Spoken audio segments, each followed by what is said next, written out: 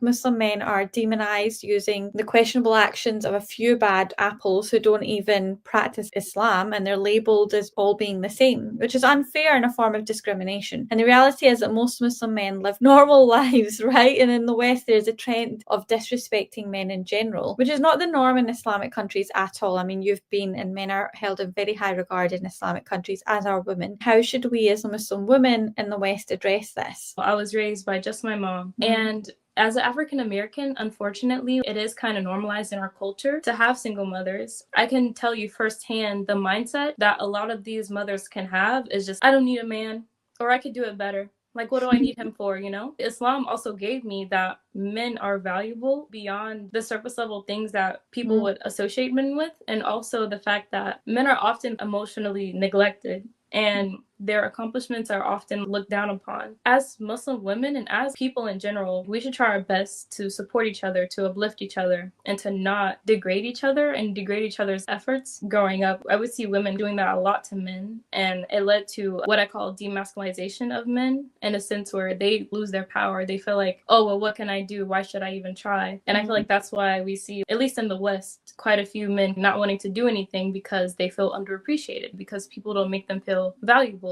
What I want to do is to try my best to encourage men to recognize their accomplishments and to also not over criticize them.